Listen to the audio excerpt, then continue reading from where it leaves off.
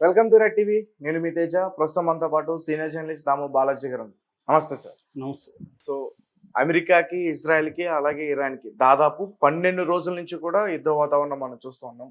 అయితే రీసెంట్గా America Iran పైన కొన్ని అణుస్థావరాల పైన దాడి చేసింది.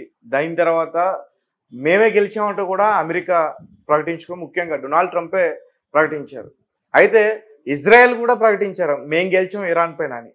అండ్ ఈ రెండు దేశాలపైన యుద్ధం చేసి మేమే గెలిచామంటూ కూడా ఇరాన్ కూడా చెప్తుంది. అలాగే మా అణు కేంద్రాలు కూడా సేఫ్ అంటూ కూడా చెప్తుంది. అసలు ఏంటి ఈ సక్సెస్ గురించి, వాళ్ళు మాట్లాడుతున్న విషయాల గురించి పూర్తి ఇన్ఫర్మేషన్ ఏంటి?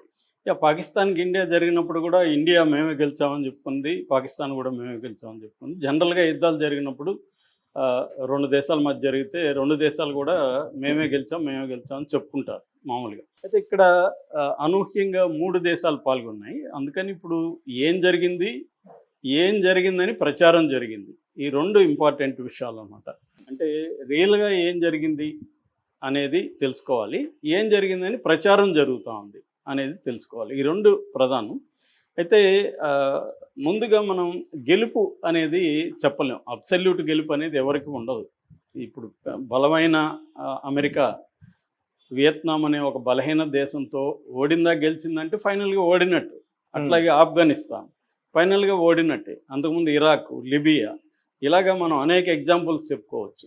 కాబట్టి యుద్ధంలో ఫైనల్గా అందరికీ నష్టం తప్ప గెలుపు అనేది ఏమి ఉండదు. గెలిచినోడు కూడా వాడికి భయంకరంగా నష్టాలు జరుగుతాయి.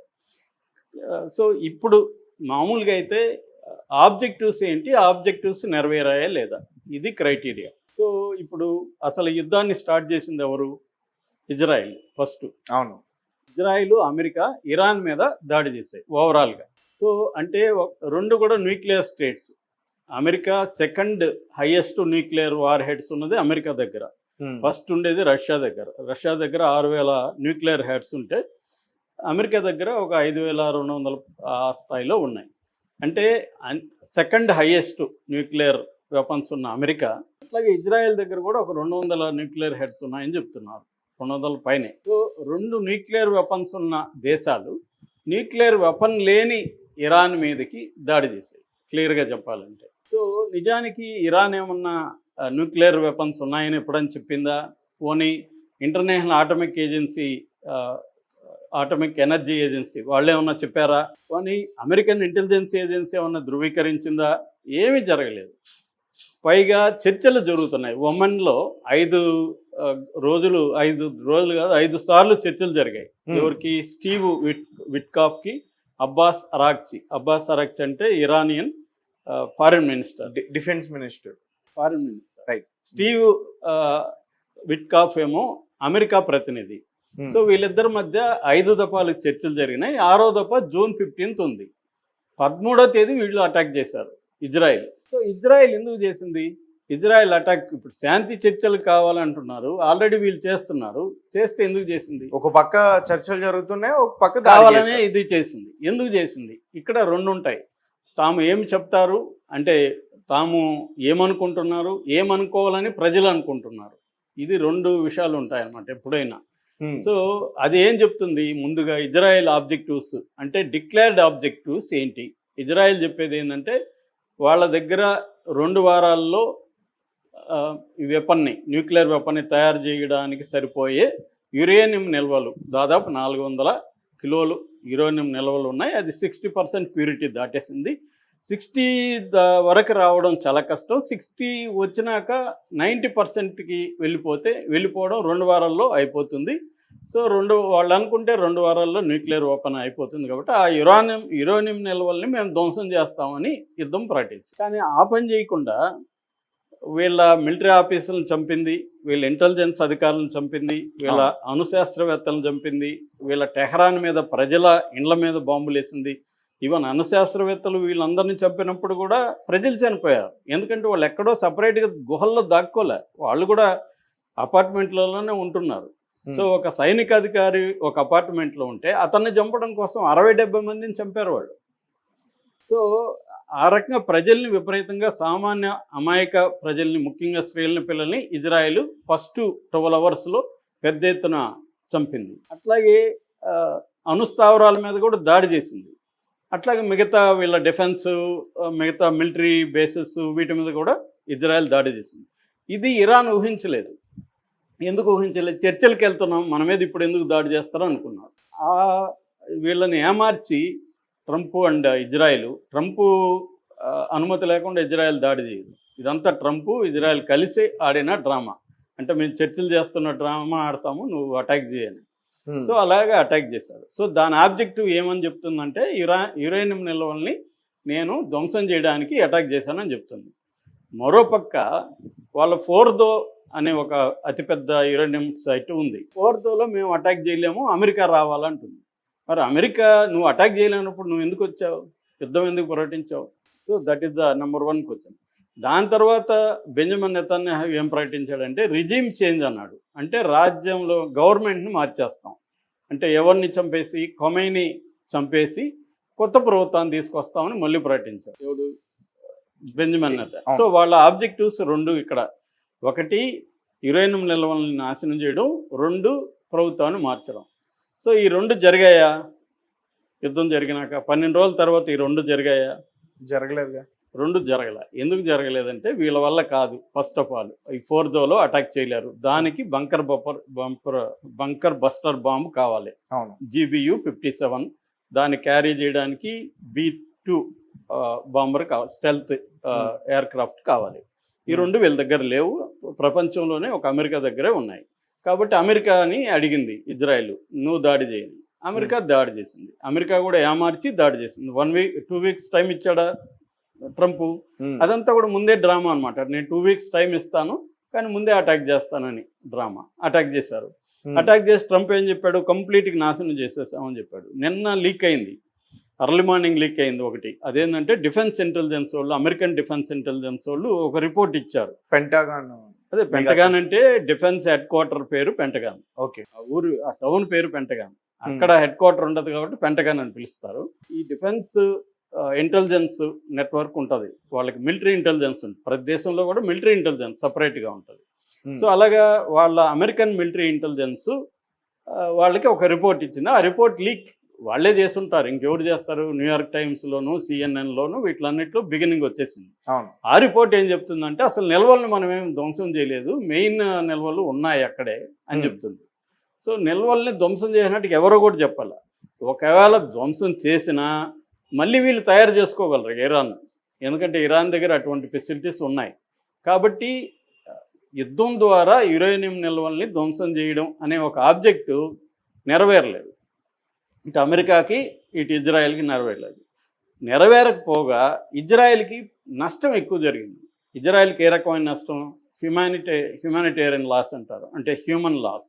ప్రాణాలు 50 మందికి పైన చనిపోయారు. ఇంకా ఎక్కువ మంది అంటున్నారు, చెప్పట్లేదు అంటున్నారు. ఏదన్నా 50 మందికి పైన చనిపోయినారు, ఒక 1000 మందికి పైన ఇదయ్యారు. తర్వాత ఎకనామిక్ లాస్, ఇండ్లు, తర్వాత హాస్పిటల్స్, మిలిటరీ బేసెస్లు. వెయిజ్ మ్యాన్ అని 1934 నుంచి ఒక రీసెర్చ్ ఇన్స్టిట్యూట్ ఉంది. అది టాప్ 5లో ఉంటుంది ప్రపంచంలోనే. ఆ రీసెర్చ్ ఇన్స్టిట్యూట్ కంప్లీట్గా ధ్వంసం అయిపోయింది. ఓకే. అక్కడ మిలిటరీ ఇంటెలిజెన్స్కి సంబంధించి, సైబర్ నెట్వర్క్ సంబంధించి, తర్వాత బయోలాజికల్ రీసెర్చ్, జెనెటికల్ రీసెర్చ్, రకరకాల రీసెర్చ్లు అక్కడ జరుగుతున్నాయి. అక్కడ వాటికి సంబంధించిన డేటా ఉంది, వాటి స్పెసిమెన్ ఉన్నాయి. అవన్నీ ఎప్పుడెప్పటి నుంచో దశాబ్దాలుగా కలెక్ట్ చేసినవన్నీ ఒక రోజులో ఇరాన్ దెబ్బకొట్టేసింది. అట్లా వాళ్ళ హైపా పోర్ట్ని దెబ్బతీసింది, వాళ్ళ రోడ్స్ దెబ్బతిన్నాయి. సో దీనంతా కాస్ట్ లెక్కేస్తే ఈ 12 రోజులకు గాను దాదాపు $60 బిలియన్ ఇజ్రాయెల్కి ఖర్చు అని చెప్తున్నారు. ఆల్రెడీ ఒక $67 బిలియన్ 20 నెలల్లో గాజా మీద పోరాటానికి అది జరిగింది. సో వాళ్ళ ఎకనామీ దారుణంగా దెబ్బతినింది.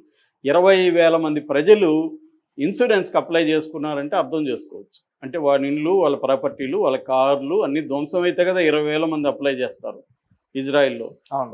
సో ఆ ప్రజల్లో కూడా ఒక రకమైన వ్యతిరేకత కొంతమందిలో వచ్చింది. ఇప్పటికీ పోలింగ్ పెడితే 83% వారు ప్రోగానే ఇజ్రాయిల్లో చేశారు. ఎందుకంటే ఇజ్రాయిల్లో ఒక హేట్రెడ్ని పుట్టినప్పటి నుంచి వాళ్ళకి తయారు చేస్తారు. పాలస్తీనా అరబ్బుల పట్ల, ముస్లిముల పట్ల హేట్రెడ్ని పుట్టినప్పటి నుంచి వాళ్ళకి తయారు చేస్తారన్నమాట. అందువల్ల వ్యతిరేకత ఉంది. కానీ మెల్లగా ప్రజల్లో కూడా వాళ్ళ మీద కూడా వ్యతిరేకత వచ్చింది. ఎందుకంటే వాళ్ళు ఎవరు ఊహించలే ఇరాన్ ఇలా దెబ్బతీస్తుందని. ఇరాన్ని ఫస్ట్ 12 గంటల కొట్టగలిగారు. ఇరాన్ రివర్స్ అయ్యి ఒక 600 మిసైల్స్ ఈ 12 రోజులు కలిపి అరౌండ్ 600 మిసైల్స్ కొట్టింది. వీళ్ళ వల్ల కాలే. డిఫెన్స్ వాళ్ళకి 3 రకాల డిఫెన్స్ ఉంటుంది. Arrow 3 and David sling and iron dome. ఈ 3 కూడా పనిచేయడం మానేశాయి. ఎందుకంటే వీళ్ళు విపరీతంగా ఒకసారి వదిలినప్పుడు దేన్ని కొట్టాలా వాళ్ళకే కన్ఫ్యూజన్. సో వీళ్ళు ఏంటంటే రకరకాల టాక్టిక్స్ ప్రయోగించారు. ఫస్ట్లో పాత మిసైల్స్ వేశారు పనికిరానివి. వాళ్ళు దానైనా కొట్టాల్సిందే కదా, వాళ్ళు కొట్టారు. దానివల్ల అయిపోయింది వాళ్ళ దగ్గర. మహా అంటే ఇంకొక 10 రోజుల కంటే ఎక్కువ రాదు వాళ్ళ దగ్గర. వీళ్ళ దగ్గర ఏమో 3000 పైన మిసైల్స్ ఉన్నాయని చెప్తున్నారు. కొంతమంది 30,000 కూడా ఉన్నాయని చెప్తున్నారు ఇరాన్ దగ్గర. సో వాళ్ళ దగ్గర అయిపోయింది. అమెరికా ఇవ్వాల్సింది, అమెరికా ఇవ్వట్లేదు. సో దీనివల్ల ఒకసారి అయిపోయిందంటే వీళ్ళు ఒక 100 వేస్తే కూడా చాలు ఆ దేశం మీద. ఎందుకంటే పవర్ఫుల్ మిసైల్స్ ఉన్నాయి ఇరాన్ దగ్గర. అందుకని ఇజ్రాయెలే ఇప్పుడు కాళ్ళు పట్టుకునే పరిస్థితి, ఒక యుద్ధం ఆపండ్రా బాబు అని. లేకపోతే ఇరాన్ ధ్వంసం చేసే పరిస్థితి. అంటే నిన్న జరిగిన ఈ కాల్పుల విరామణ ఏదైతే వచ్చిందో అది ఇజ్రాయెలే ట్రంప్ని ఒత్తిడి చేసి కాల్పులు విరమణ చేయకపోతే మేము వస్తామని చెప్పి. ఎందుకంటే ఎకనామిక్ గాను ఆ తర్వాత వాళ్ళకి పరువు పోయింది. గాజా ఇంతకుముందు గాజా చర్చలో ఉండేది కాదు. ఈ యుద్ధం వల్ల ఇప్పుడు గాజాలో వీళ్ళ అరాచకాలు ఏంటనేది ఆ వీడియోలంతా బయటకు వచ్చాయి. సో ప్రజల్లో వ్యతిరేకత వచ్చింది. ఈ 20 నెలల్లో 60,000 కంపెనీలు క్లోజ్ చేశారు ఇజ్రాయిల్లో. పెట్టుబడులు దారుణంగా పడిపోయినాయి. తర్వాత వాళ్ళ ఫైనాన్స్ అంతా కూడా డబుల్ చేయాల్సి వచ్చింది. ఏది డిఫెన్స్ బడ్జెట్, సోషల్ ఎక్స్పెండిచర్ పడిపోయింది. సో ఖచ్చితంగా రెండోది ఏంటంటే సైన్యంలో కొత్త వాళ్ళు చేరట్లేదు. అందుకని బలవంతంగా సైన్యంలో 1 లాక్ చేరమని చెప్తుంది. వీళ్ళు ఉద్యోగాలు వదిలి చేరాల. దానివల్ల ప్రొడక్టివిటీ పడిపోతుంది. అంటే లాంగ్ టర్మ్ ఎఫెక్ట్ ఇజ్రాయెల్ మీద చాలా పెద్దగా పడుతుందన్నమాట. రెండోది ఇజ్రాయెల్ ఏదో ఇంతకుముందు మా భాషలో చెప్పాలంటే పెద్ద పుడింగ్ అనుకుంటున్నారు. అదంతా ఒత్తదే. ఇరాన్ కానీ గట్టిగా అనుకుంటే ఇజ్రాయెల్ లేపేయగలదు అన్న ఒక ఫీలింగ్ అయితే జనంలో అందరికి కూడా వచ్చేసింది. ఇజ్రాయెల్ ఏమంత తురుము కాదు. అమెరికా నుంచి ఒక 70%, తర్వాత నాటో దేశాలు యూకే, ఇటలీ, ఫ్రాన్స్ నుంచి ఇంకొక 30% డిఫెన్స్ వస్తుంది కాబట్టి వాళ్ళు చేస్తున్నారు తప్ప సపోర్ట్ ఉంది కాబట్టి లేకపోతే లేదు. ఇరాన్కి ఏ సపోర్ట్ లేదు. చైనా ఏదో కొద్దిగా హెల్ప్ చేస్తుంది అంతే. ఇరాన్ సొంతంగా ఫైట్ చేస్తుంది. సో కాబట్టి ఇరాన్ లాంటి ఒక పెద్ద దేశాన్ని, ఇరాన్ రఫ్గా చెప్పాలంటే ఉక్రెయిన్తో పోలిస్తే 3 రెట్లు పెద్దది ఇరాన్ భూభాగం. చుట్టూ కొండలు ఉంటాయి, మధ్యలో 2 ఎడారులు ఉంటాయి. ఇరాన్ని జయించడం అంత ఈజీ కాదు. వాళ్ళు లాంగ్ టర్మ్ వారు చేయగలరు. రెండోది సో అన్ని రకాలుగా ఇరాన్ దగ్గర భంగపాటు ఇజ్రాయెల్కి జరిగింది. ప్రజల్లో, ప్రపంచ ప్రజానీకంలో ఇజ్రాయెల్ ఒక దోషిగా నిలబడింది. అంటే నువ్వు అనవసరంగా యుద్ధానికి గెలికావు, నీదే తప్పు అన్న ఇదైంది. ఈవెన్ ట్రంప్ కూడా ఇజ్రాయెల్ మీద చాలా తీవ్రమైన ఆగ్రహాన్ని నిన్న వ్యక్తం చేశాను. అవును, మీడియా ముఖంగానే. నేను I'm not happy with either Iran also అన్నాడు. కానీ 2 సార్లు ఐఎమ్ నాట్ హ్యాపీ ఇజ్రాయెల్ అన్నాడు. మళ్ళీ ఒకసారి సీరియస్గా నువ్వు ఎందుకు ఆపట్లేదు ఆపన్నాడు. ఈవెన్ నెతన్యాహు ఫోన్ చేసినప్పుడు కూడా సీరియస్ వార్నింగ్ ఇచ్చారు ట్రంప్ అని చెప్తున్నారు. సో ట్రంప్ కూడా కోపం వచ్చింది. యాక్చువల్గా ఏంటంటే ఇజ్రాయెల్ చెప్పని ఆబ్జెక్టివ్ ఏంటంటే ఇజ్రాయెల్కి ఇరాన్ బాంబు ఉంటేనే మంచిది. ఇజ్రాయెల్కి న్యూక్లియర్ బాంబు ఉంటేనే ఇజ్రాయెల్కి మంచిది. ఎందుకు? న్యూక్లియర్ బాంబు ఉంటే ఆంక్షలు ఉంటాయి, అమెరికా ఆంక్షలు ఉంటాయి, ఇరాన్ ఒంటరిది అయిపోతుంది. అందువల్ల ఇరాన్ బలపడడం ఇజ్రాయెల్కి ఇష్టం లేదు. ఇప్పుడు అణుబాంబు లేదనుకో అమెరికా ఆంక్షల్ని తీసేస్తే ఇరాన్ బలపడుతుంది. ఇరాన్ బలపడడం ఇజ్రాయెల్కి ఇష్టం లేదు. అట్లాగే సౌదీ అరేబియాకి కూడా ఇష్టం లేదు. సో వీళ్ళిద్దరూ కూడా ఏదో ఒక రకంగా ఇరాన్కి అమెరికాకి గొడవ పెట్టి యుద్ధం చేయించి ఆంక్షలు పెట్టి ఇరాన్ని వీకన్ చేయాలి అనేది అసలు లక్ష్యం. ఆ లక్ష్యం నెరవేరలేదు. రివర్స్లో చూస్తే ఇరాన్లో రిజిమ్ పడిపోకపోగా ఇరాన్లో ప్రభుత్వ వ్యతిరేకత ఉన్నదంతా కూడా తగ్గిపోయింది. అందరూ ఒకటైపోయారు, గట్టిగా ఫైట్ చేయగలిగారు. ఇరాన్ యుద్ధం స్టార్ట్ చేయలేదు. ఇరాన్ లక్ష్యాలు ఏంటి? తమ్ము తాము కాపాడుకోవడం, లాంగ్ టర్మ్లో నిలబడడం, తర్వాత నెక్స్ట్ టైం యుద్ధానికి రాకుండా సాహసం చేయకుండా ఎవడు చూసుకోవడం. అందుకని ఎప్పుడూ లేనంతగా అమెరికన్ బేసెస్ మీద కూడా ఇరాన్ అటాక్ చేయగలిగింది. మామూలుగా అమెరికా వాడిని మనం ఒక అమెరికా మనిషిని నువ్వు ఇక్కడ బంధించు, నీ మీదకి వచ్చేస్తారు, 5 నిమిషాల్లో నేను పట్టుకోగలరు అమెరికా వాళ్ళు. మన ఆఫీస్కి 5 నిమిషాల్లో రాగలరు. అలాంటిది ఇరాన్ వాళ్ళ బేసెస్ మీద అటాక్ చేసిన చెప్పేసి ఉండొచ్చు. చెప్పేసినా కూడా వాళ్ళు మూసుకొని యుద్ధ విరమణ ప్రకటించారు ట్రంప్. అంటే ట్రంప్కి కూడా అర్థమైంది ఈ దేశంతో మనం ఇప్పుడు కెలక్కోలేము అని. ఎందుకంటే ఇది అంత ఈజీగా ఓడించేయలేని పరిస్థితి అయితే ఉంది. రెండోది ట్రంప్ గవర్నమెంట్లోనే ట్రంప్ను సపోర్ట్ చేసే మగా మూమెంట్ అంటారు, మేకింగ్ అమెరికా గ్రేట్ అగైన్. అందులోనే చాలా తీవ్ర వ్యతిరేకత ఉంది. ఎందుకంటే మనది కాదు యుద్ధం, మనకు అనవసరం యుద్ధం, ఇది ఇజ్రాయెల్కి కావాలి, మనకెందుకు కావాలి, మనం ఎందుకు దాంట్లో ఇరుక్కొని మన మిలియన్లు బిలియన్లు డబ్బులు ఖర్చు పెట్టి మన సైనికులను కోల్పోయి ఆయిల్ రేట్లు పెరిగిపోయి ప్రపంచవ్యాప్తంగా ఎకనామిక్ క్రైసిస్ వచ్చి మనకు అవసరమా ఇదని ట్రంప్ మీద ప్రెజర్ పెరిగింది. అందుకని ట్రంప్కి కూడా అర్థమైంది అనవసరంగా ఇజ్రాయెల్ నన్ను ఇరికిచ్చి లాగింది అనే విషయాన్ని ట్రంప్కి అర్థమైంది. ఇక్కడేమంటే ఇది మనకి వీడియో సరిపోదు చాలా విషయాలు చెప్పాలంటే. ట్రంప్ అల్లుడికి ఇజ్రాయెల్కి చాలా సంబంధాలు ఉన్నాయి. అమెరికాలో కూడా ఐపాక్ అంటారు. ఐపాక్ అంటే American Israel public accounts committee. ఇది 70,000 మందికి పైగా అక్కడ జ్యూస్ ఉంటారనమాట. ఇందులో టాప్ 100 బిలియనీర్స్ ఉంటే దాదాపు టాప్ 10 బిలియనీర్స్లో వీళ్ళే ప్రధానంగా ఉంటారు అక్కడ. ఎవరు? ఈ జ్యూస్. ఈ లాబీ చాలా స్ట్రాంగ్ లాబీ అనమాట. సెకండ్ స్ట్రాంగెస్ట్ లాబీ అంటారు. ఫస్ట్ లాబీ ఏమో పెన్షనర్స్ లాబీ. పెన్షనర్స్ అంటే రిటైర్డ్ అయిపోయిన పాపులేషన్, వాళ్ళు ఫస్ట్ లాబీ. సెకండ్ వచ్చి ఈ లాబీ అనమాట, ఐపాక్ లాబీ. మూడోది ఏంటంటే యునైటెడ్ క్రిస్టియన్స్ ఫర్ ఇజ్రాయెల్ అని ఇంకొక లాబీ ఉంది. వాళ్ళు ఒక 1 lakh ఉంటారు. వాళ్ళు కూడా ఇజ్రాయెల్కి పురోగా ఉంటారు. ఈ 3 రకాల లాబీలు అమెరికా ప్రెసిడెంట్ ఎవరున్నా అతని మీద ప్రెజర్ తెస్తుంటాయి. దాంతోపాటు సౌదీ గ్రూప్ అంటారు. సౌదీ లాబీ ఒకటి ఉంటుంది అమెరికాలో. ప్రతి ఎలక్షన్లో సౌదీ అరేబియా అక్కడ విపరీతంగా డాలర్లు కుమ్మరించి తమకు అనుకూలమైన ప్రభుత్వాన్ని తెచ్చుకోవడానికి ట్రై చేస్తుంది. అట్లాగే మిలిటరీ డిఫెన్స్, నిన్న నేను సపరేట్ వీడియో చేశాను. టాప్ 100 మిలిటరీ కంపెనీలు మొత్తం వాళ్ళ యాన్యువల్ బడ్జెట్ ఎంత తెలుసా? 50 లక్షల కోట్లు మన రూపాయల్లో చెప్పాలంటే. అంటే మన భారతదేశం యాన్యువల్ బడ్జెట్ అంతా ఈక్వల్ అనమాట. సో ఆ 50 లక్షల కోట్ల డిఫెన్స్ బడ్జెట్ ఎక్కడి నుంచి పెడతారు? వాళ్ళు యుద్ధాలు జరగాలి కదా. యుద్ధాలు జరగకపోతే వాళ్ళకి వ్యాపారమే లేదు. అందువల్ల కూడా యుద్ధాలు వస్తుంటాయి మనకి. మాటికి ఎందుకు యుద్ధాలు వస్తుంటాయి అంటే వాళ్ళు ఆయుధాలు అమ్ముకోవాలి. ఇప్పుడు ఇరువైపుల ఆయుధాలు ఖాళీ అయినాయి, మళ్ళీ ఇజ్రాయెల్కి ఉంటుందిగా వాళ్ళ దగ్గర. ఇజ్రాయెల్ 70% అమెరికా దగ్గర కొనాలి, ఇంకో 30% యూరోప్ దగ్గర కొనాలి. సో ఈ యుద్ధాలు చూసి ఇప్పుడు ఇరాన్ కూడా కొనాలనుకుంటుంది, మళ్ళీ స్మగుల్ అయ్యి అక్కడికి కూడా వస్తుంటాయి. మామూలుగా నేను ఇక్కడ మావోయిస్టులో చూసా కదా, మావోయిస్టు వెపన్స్ పోలీసులకి దొరుకుతాయి, మళ్ళీ పోలీసులు బ్లాక్లో అమ్ముతారు మళ్ళీ మావోయిస్టులకి. పోలీసులు దొరికిందంత పెట్టరు కోర్టుకి. ఒక 50 తుపాకులు దొరికాయనుకో, ఒక 10 పెడతారు కోర్టుకి, 40 మళ్ళీ మావోయిస్టులకి అమ్ముతారు.